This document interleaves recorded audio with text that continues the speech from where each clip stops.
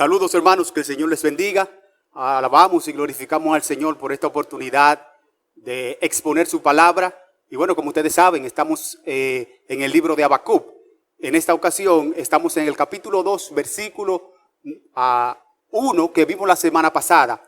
Y bueno, déjenme contarles, yo me estaba preparando para exponer capítulo 2, versículo 2 al 5.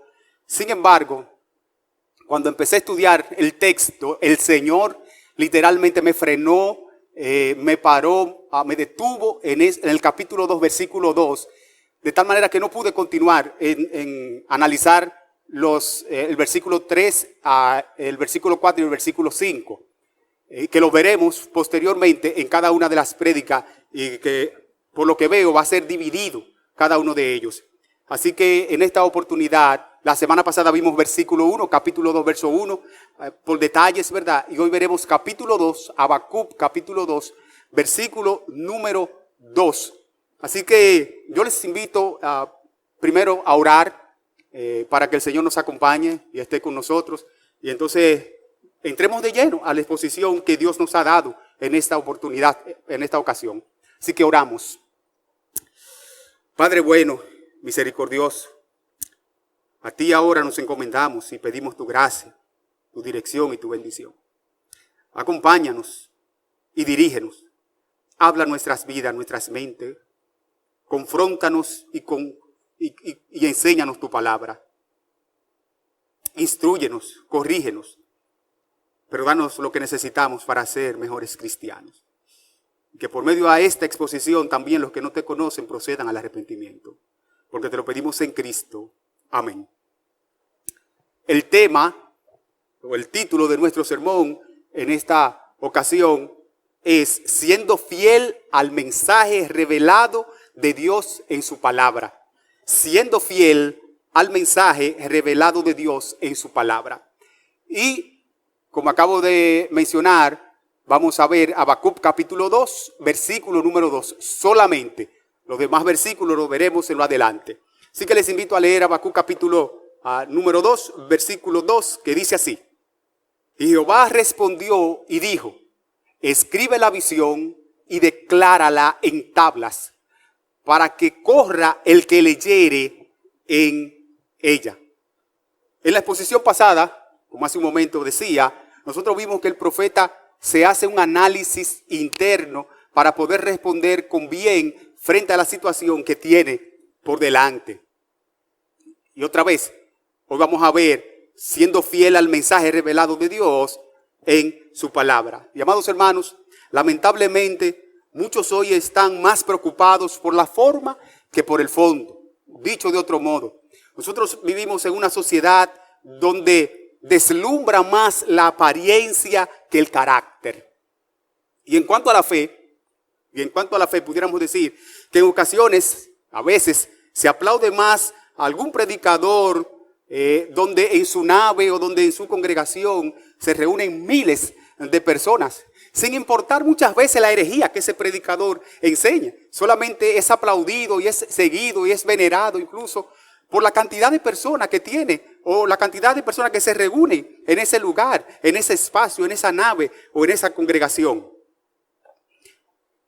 Pero lamentablemente a veces se tiene muy en poco, quizás a un sencillo pastor del pueblo o de una pequeña iglesia rural y de pocos miembros, pero que a pesar de esto es fiel a su llamado, fiel a la vida de integridad con Dios, fiel a lo que cree, a lo que vive, a lo que predica, fiel a todo esto.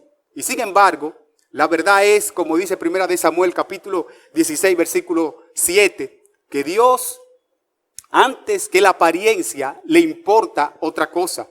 Y dice allí en 1 Samuel capítulo 16, versículo 7, y Jehová respondió a Samuel, no mires a su parecer ni a lo grande de su estatura, porque yo lo desecho, porque Jehová no mira lo que mira el hombre, pues el hombre mira lo que está delante de sus ojos, pero Jehová mira el corazón.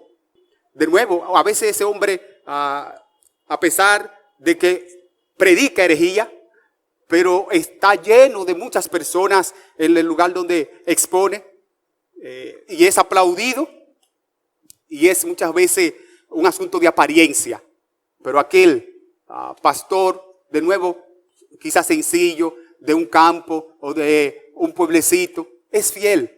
Dios, mi hermano, lo que nosotros vemos a la luz de las Escrituras, es que Dios pone más su atención y sus ojos frente a esa persona que aquella apariencia. Ser fiel a Dios, entonces, al llamado y al mensaje de Dios, es lo que Dios demanda y espera por encima de cualquier otra cosa en este mundo. Esa es la realidad. En virtud de esto, hoy yo quiero considerar, como acabo de mencionar, un solo punto, de 3 que veremos en lo adelante. Pero hoy yo quiero solamente considerar uno. ¿Cuál? Que tú debes proclamar el mensaje fidedigno del Señor. Tú debes proclamar el mensaje fidedigno del Señor. Y eso es lo único que veremos en Habacuc capítulo 2, versículo 2. Así que yo les invito a que consideremos nuestro primer y único encabezado. Ante la noticia de que los caldeos irrumpirían en territorio de Judá, Dios le hace ver a Habacuc que la revelación es un hecho, que los caldeos van a entrar, que van a irrumpir. De hecho, ya están en territorio de Judá, es un hecho. Y esta revelación, Dios le está diciendo a Habacuc, escríbela, porque eso es así, como yo te lo estoy diciendo. Y otra vez, mis hermanos, ¿qué tan cierto era la revelación? Bueno, al punto, otra vez, como acabo de mencionar, que Dios le dice a Habacuc que lo escriba. Leámoslo otra vez, ese capítulo 2, versículo 2. Y Jehová me respondió, dice Habacuc, y dijo, escribe la visión y declárala en tablas, para que corra el que leyere en ella. La visión, la revelación debía ser escrita. Dice aquí, para que corra el que lo leyera. En otras palabras, para el que leyera la revelación, corriera a proclamarla de manera fidedigna, con gozo. Ese era el propósito. Cuando Dios le dice a Habacuc, escríbela. El que leyera la revelación, corra y entonces la mencione y la proclame tal cual Habacuc la había recibido. Ahora bien, ¿cuál era el mensaje? ¿Cuál era el mensaje que Habacuc había recibido y que Dios le dice que la proclame y que la escriba para que otro pudiera leerla y pudiera también proclamarla? Bueno, mi hermano, y esto lo veremos más adelante, pero la revelación, el mensaje era que Dios juzgaría a los caldeos por lo que estos habían hecho a su pueblo. Dios había de castigar, traer juicios sobre los caldeos. Y como decía hace un momento, eso lo veremos más adelante en detalle en los versículos 3 al versículo 5. Pero por el momento, yo no quiero que perdamos de vista aquí el centro o la idea de nuestro primer encabezado, amado hermano. ¿Cuál? Bueno, que tú debes proclamar el mensaje fidedigno del Señor, porque esto es lo que Dios le está diciendo a Habacuc.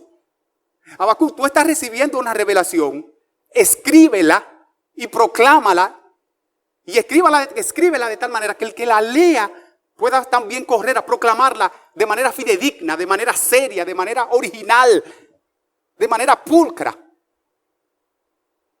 Así que, mi hermano, el mensaje aquí que se encierra en todo es que tú debes proclamar el mensaje fidedigno del Señor.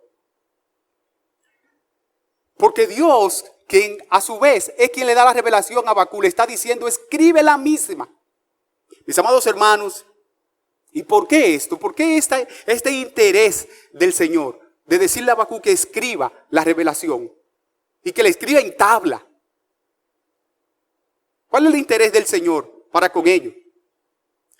Bueno, mis hermanos, por lo que ha sucedido todo el tiempo, siempre ha habido y habrá personas queriendo torcer la enseñanza y la verdad de la revelación, siempre.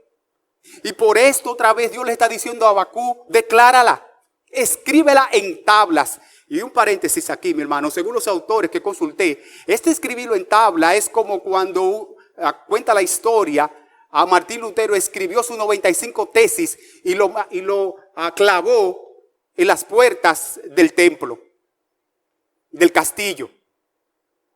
De esta manera, Dios le está diciendo a Habacuc, recibe la revelación, escríbela en tabla y clávala ahí, para que todo el que la vea corra y la proclame. ¿Cuál revelación era esa? Recuerde, mi hermano, y lo veremos versículo 3 al versículo 5 en las próximas exposiciones. Pero mientras tanto, la revelación era esta, que Dios había de juzgar a los caldeos. Dios iba a traer juicio a los caldeos porque ellos habían irrumpido en contra del pueblo suyo, el pueblo de Judá. Esta era la revelación. Y de nuevo, como acabo de decir, la insistencia de Dios y la razón de esto es por lo que ha sucedido siempre, como dije en un momento. Siempre ha habido y habrá personas queriendo torcer la enseñanza de la verdad de la revelación. Pero Dios dice a Habacuc, declárala y escríbela en tabla. Pero esto, escuche, esto Dios no solamente se lo dice a Habacuc aquí, puesto que la amenaza de torcer el mensaje de la verdadera revelación siempre ha existido, no solamente en tiempo de Habacuc, sino mucho antes del tiempo de Habacuc. De manera que Dios no solamente se lo dice a Habacuc, sino que también se lo dice previamente a Moisés.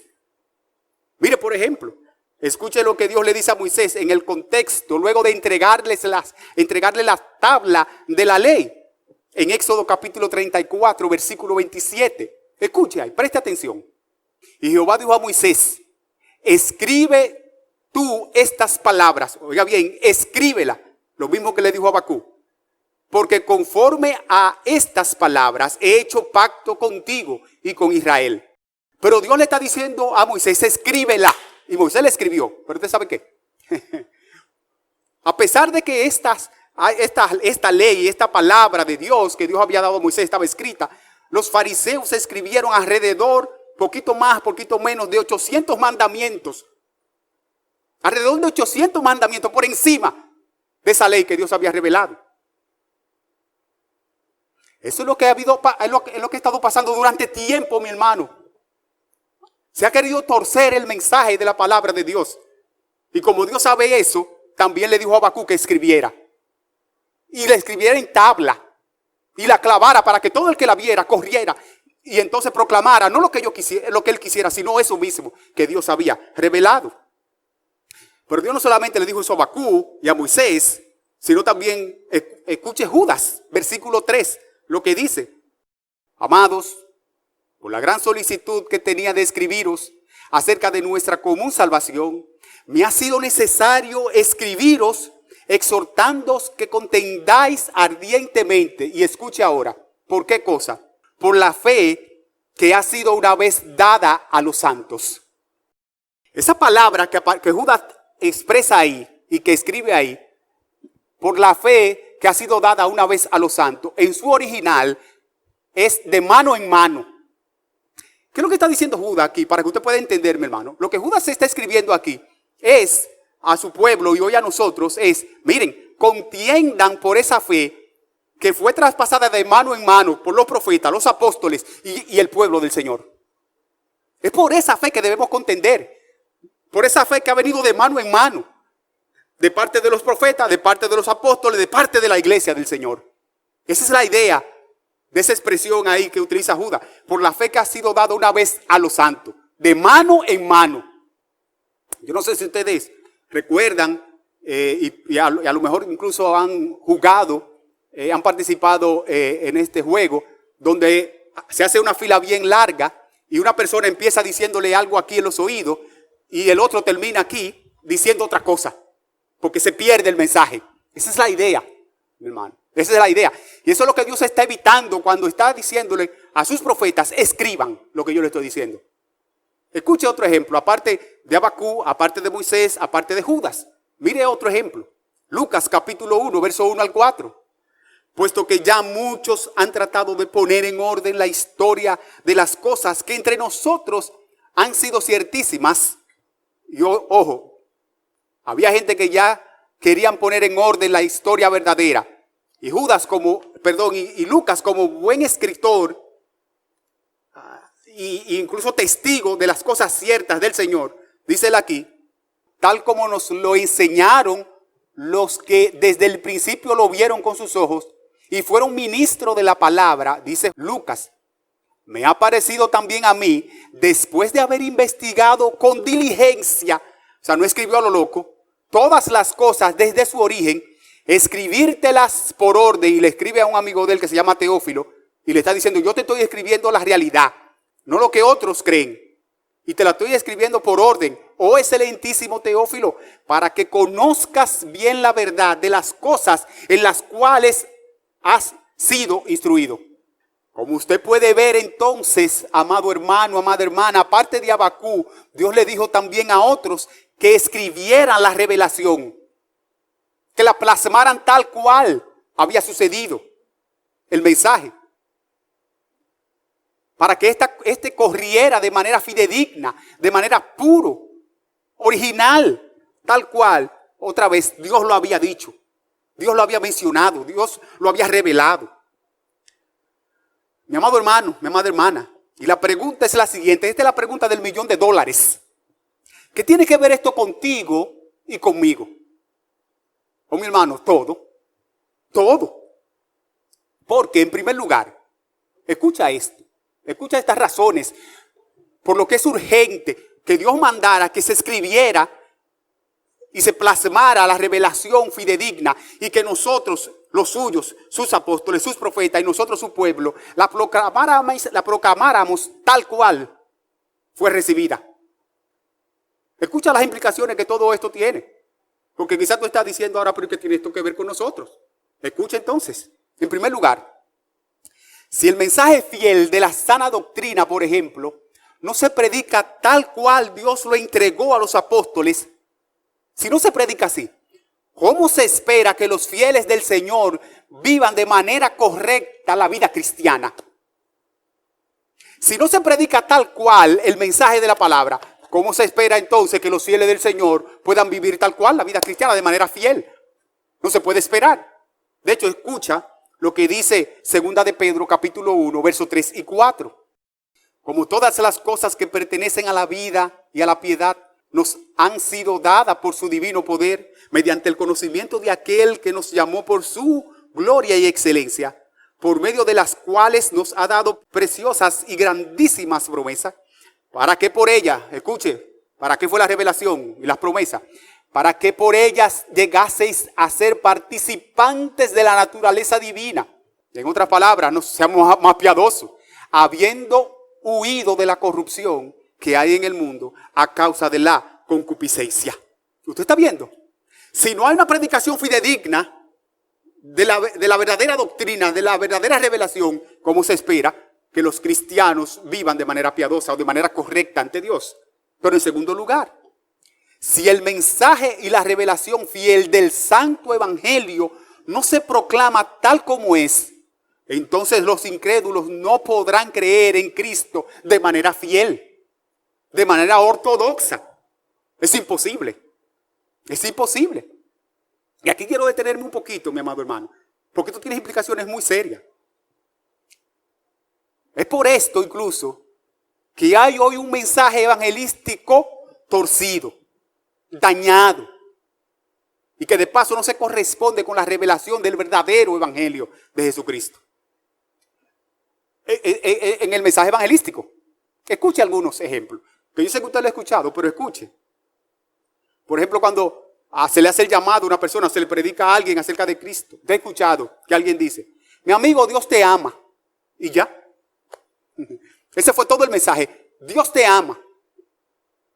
Bueno, si el impío, el incrédulo escucha solamente eso, se va por ahí, él no va a tener ninguna necesidad, ni ningún deseo, ni ninguna prontitud en buscar arreglar su cuenta con Dios, ni en reconciliarse con Dios, no, porque Dios lo ama. Y es eso lo que enseña la Biblia, ¿acaso? Escuche, por ejemplo, como dice Salmo capítulo 7, versículo número 11. Dios está airado con el impío todos los días. Ese es el mensaje. Y San Juan capítulo 3, versículo 36, dice que la ira de Dios está sobre el impío. Debemos de decir el mensaje completo, no la mitad, ni un pedazo. Porque no hacemos entonces honor a la originalidad del evangelio revelado, del mensaje revelado, que es lo que Dios le está diciendo a Habacuc. Y por eso le dice, escríbelo.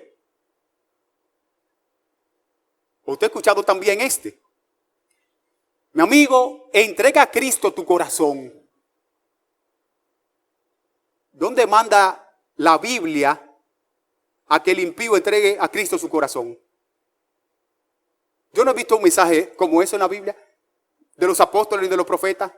Yo sí escucho esto de parte de los apóstoles, por ejemplo, Hechos capítulo 3, versículo 19. Conviértete y arrepiéntete de tus pecados. Eso sí yo lo he escuchado y lo he leído en Hechos 3, 19. Convertíos y arrepentíos para que sean borrados vuestros pecados. Pedro no se paró frente a un grupo de incrédulos o de impíos y decirle, mis hijos, entreguen a Cristo su corazón, no arrepiéntanse.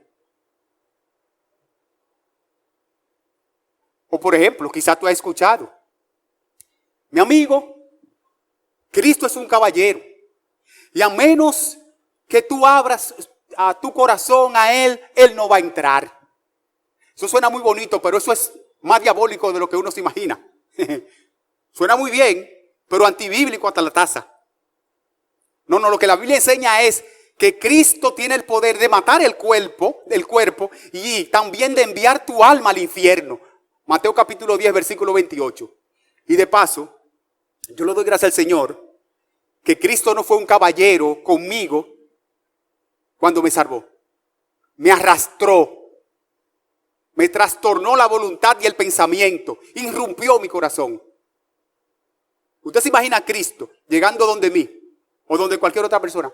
Por favor, ¿puedes dejarme entrar a tu corazón? Nadie fuera salvo. Porque nadie quiere buscar al Señor, nadie quiere buscar a Cristo. En Génesis capítulo 19, cuando Dios va a traer juicio sobre Sodoma y Gomorra, Dios tiene que sacarlo por medio de los ángeles de la mano a Lot. Lo arrastraron. Esa es la función, la manera como Dios obra. Donde dice la Biblia que Cristo es un caballero. Cristo es un caballero. Él no irrumpe en tu vida a menos que tú se lo permitas. Eso es diabólico. Pero no es bíblico. ¿Se da cuenta, amado hermano, amada hermana, por qué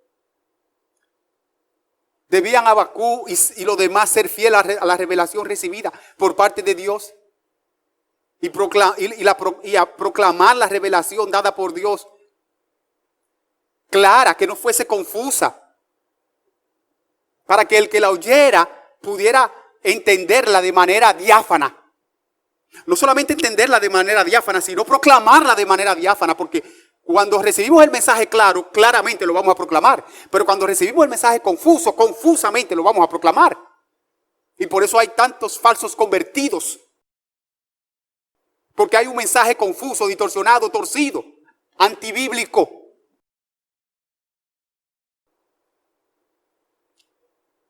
De nuevo, y Jehová me respondió, dice Habacuc, y dijo, escribe la visión, escríbela y declárala en tablas para que corra y lo proclame tal cual, esa es la idea, el que leyere en ella la misma. Hoy el diablo se ha encargado de levantar personas solamente con una sotana sobre el cuerpo, símbolo de una supuesta santidad. Pero que por dentro, la verdad es que son lobos rapaces. Ejemplo, el Papa Francisco, el actual Papa, dijo en una ocasión, y todo lo que voy a mencionar está en Google, usted lo puede buscar y usted va a ver que no me lo estoy inventando. Pero este Papa Francisco dijo en una ocasión que lo que nosotros leemos en el libro de Génesis acerca de nuestros primeros padres, Adán y Eva, es una fábula. O sea, que no es real. Es como una ilustración que Dios quiere enseñarnos algo. Pero no solamente el Papa Francisco dijo esto. El herético pastor Joel Austin dijo que Cristo no es el único camino al cielo. ¿Quiere escuchar más? Bueno, los llamados apóstoles del diabólico evangelio de la prosperidad dicen que según sea la magnitud de tu ofrenda, será la magnitud del milagro que tú vas a recibir. Hasta ese nivel han llevado el mensaje, que no es un mensaje bíblico. Entonces ya usted está viendo la magnitud, la prontitud, la carga de nuestro Señor a decirle a Habacuc, escribe, a decirle también a Moisés, escribe. Séllalo ahí. Mi amado hermano, escucha por qué de manera específica se fue en una ocasión el pueblo de Dios a la deriva. Escucha en el libro de Lamentaciones, verso 2, capítulo 2, verso 14. Dice allí: tus profetas vieron para ti vanidad y locura, y no descubrieron tu pecado para impedir tu cautiverio, sino que te predicaron vanas profecías y extravío. ¿Por qué está diciendo aquí el profeta Jeremías que el pueblo de Dios le trajo juicio y que se fue a la deriva? Y todos sabemos allí cómo se describe el libro de Lamentaciones, la condición del pueblo. Está claro, mi hermano, dice aquí en Lamentaciones 2.14 que los predicadores, los pastores, lo que le predicaron fue vanidad y locura, profecías vanas y extravíos. Es que cuando no hay el mensaje fidedigno, ortodoxo de las Escrituras, el pueblo se va a desviar. El pueblo se va a perder, se va a extraviar. Fue por esto que Pablo le dijo a Timoteo en 2 de Timoteo, capítulo 4, versículo 1 y versículo 2, te encarezco delante de Dios y del Señor Jesucristo, que juzgará a los vivos y a los muertos en su manifestación, en su reino. Timoteo, que prediques la palabra. Que prediques la palabra. Pero observemos por un momento las declaraciones de estos hombres que se han pronunciado en cuanto a los asuntos de la fe, lo que acabo de mencionar. Por ejemplo, el Papa Francisco argumentó, como yo dije, que lo que leemos en Génesis acerca de nuestros primeros padres, Adán y Eva, fue una fábula. ¿Qué implicaciones tiene esta declaración o estas declaraciones del Papa Francisco? Bueno, amado hermano, que la idea de un redentor, es decir, de Cristo, que de paso también se promete por primera vez precisamente en el libro de Génesis, donde el Papa dice que es una fábula. Entonces, la idea de redentor también es una fábula y eso es peligroso. Y eso quiere decir que no hay salvación. Si los primeros capítulos de Génesis son una fábula, en el capítulo 3 se menciona por primera vez la entrada de un redentor de nuestras almas para el perdón de nuestros pecados, o sea, Cristo. Entonces eso también es una fábula. Por ende, la salvación es un cuento de hadas. Lo que le está diciendo ahí, implícitamente, es que la salvación es un cuento de hadas, que no es verdad, que también es una fábula.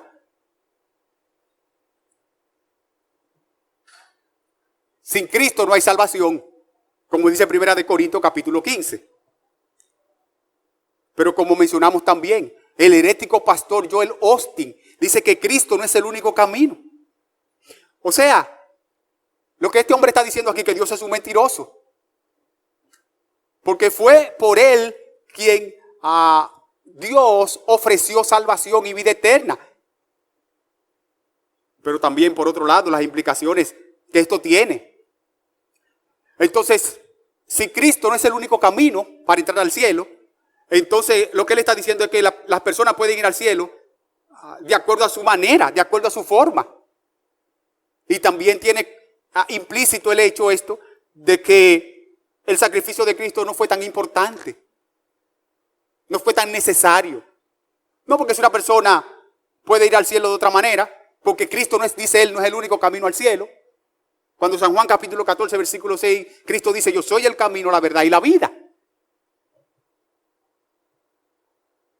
Pero también mencionamos el diabólico evangelio de la prosperidad y los supuestos apóstoles, que ellos dicen que según la ofrenda, la magnitud de tu ofrenda será también la magnitud del milagro que tú vas a recibir. Y eso en teología se llama simonía. Eso se llama simonía, que es lo mismo que querer comprar el don o el favor de Dios por dinero. Pero la Biblia enseña en innumerables pasajes de las Escrituras que todo es por gracia. La salvación es por gracia.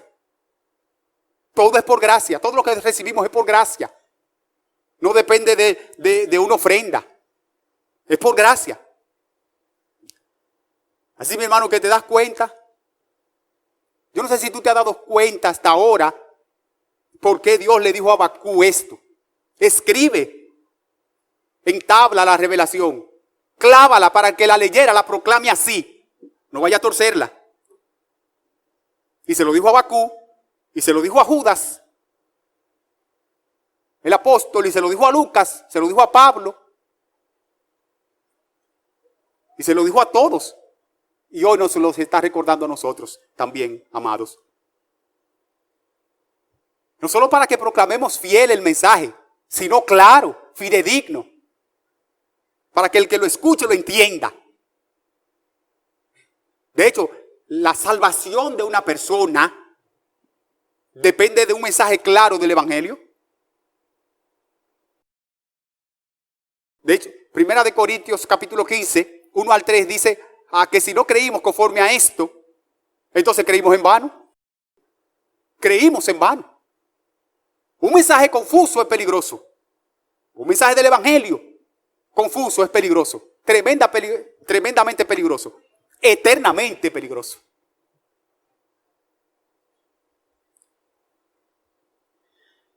¿Y qué decir? ¿Qué decir, entre otras cosas?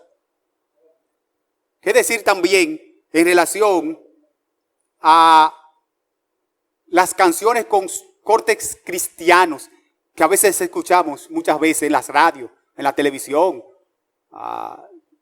y en todos los lugares en la que se suenan la misma? ¿Qué decir sobre ello? Hay muchas canciones cristianas con un mensaje torcido, peligrosamente torcido. De hecho, alguien dijo una vez, si tú quieres saber lo que una iglesia cree, escucha lo que canta. Y es así, mi hermano. Tú escuchas las canciones de una iglesia y ahí está su teología, lo que ellas creen. Por ejemplo, quizás muchos de ustedes han escuchado una canción de Nancy Amancio, la cantante, la artista con corte cristiano, Nancy Amancio, que se titula Le arrebato al diablo. Le arrebato al diablo. Permítame descifrar un poquito o leer un poquito de las frases de esta canción o de las letras de esta canción. Dice ella aquí en su canción: aunque se levanten 1000 gigantes contra mí, no temeré. El enemigo no podrá tocar mi fe, porque Dios me ha cambiado el nombre y me hizo su hija. Y hoy soy cabeza y no cola, y ahora vivo de gloria en gloria. Hoy me apodero de lo que a mí me pertenece. Lo que me has quitado, me lo devolverás con creces, porque Dios me hizo su hija. Y con los hijos de Dios nadie se mete. Entonces viene el coro ahora. En el coro ella dice, y supongo que al diablo que ella le dice eso, ¿verdad? Yo te arrebato mi familia, yo te arrebato mi salud, yo te arrebato los tesoros de los cielos que pertenecen a mi casa. Arrebato todo lo que es mío. Arrebato lo que es mío, arrebato. Permítame comentar un poquito acerca de esto. En el fuego del Señor con el que estoy predicando este sermón. Lo primero es que la Biblia no nos manda en ninguna parte arrebatarle nada al diablo. En ninguna parte. De hecho, ni los ángeles, ni Pablo, ni los apóstoles, ni los profetas, nunca hicieron eso. Nunca. Ella está haciendo eso, pero eso ni los profetas, ni los ángeles, ni los apóstoles nunca hicieron eso. No lo hicieron. Pero por otro lado, amado hermano, amada hermana, por otro lado, para que veamos la herejía, la mentira, la torcedad de una canción como esta, que de paso hay gente que la canta. Yo le arrebato al diablo, yo le arrebato al diablo. Se encienden en una canción porque cantan sin el entendimiento. Yo pregunto, ¿cómo dice la Biblia que nosotros enfrentamos al diablo? ¿Cómo enseña la palabra del Señor que debemos enfrentar al diablo? Yo pregunto, ¿con un crucifijo? ¿Como la iglesia mayoritaria? ¿O con una canción como esta, que usted la ponga todos los días hasta que se haga una realidad en usted?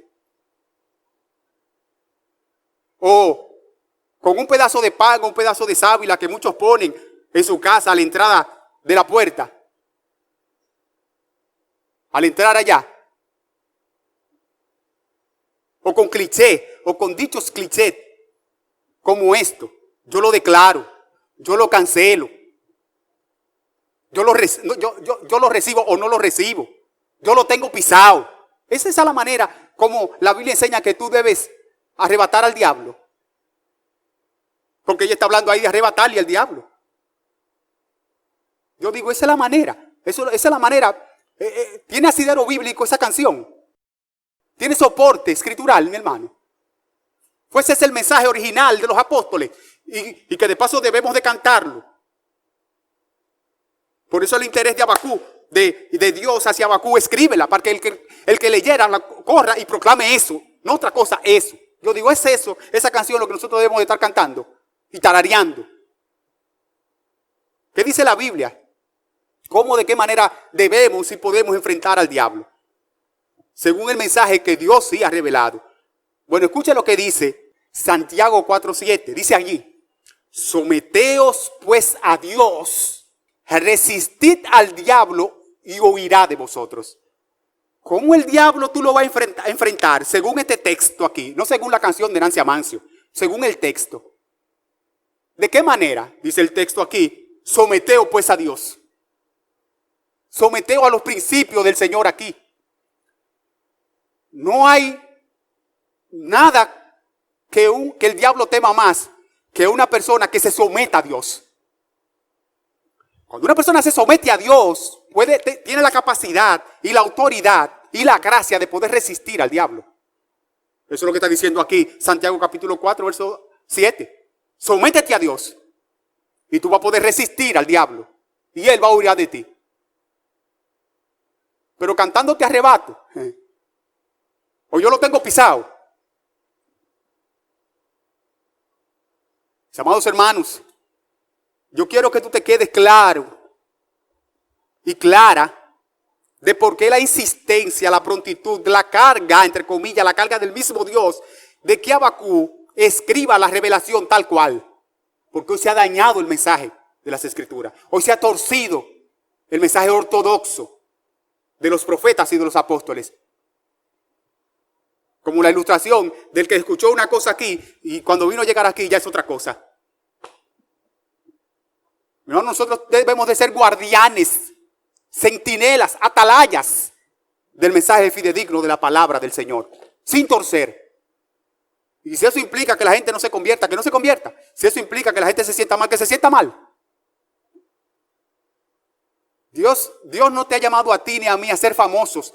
Dios nos ha llamado a nosotros a ser fieles a Él. Fiel al Señor, fiel a su llamado y fiel a su mensaje. Independientemente de cualquier cosa. Así que finalmente, mi hermano, finalmente, procuremos dar el mensaje de Dios tal como lo hemos recibido. Como lo recibió Abacú, como lo recibió Moisés, como lo recibió Judas, como lo recibió Pablo, como lo recibió Lucas. Y los transmitieron a sí mismos. Imitemos a estos hombres del Señor.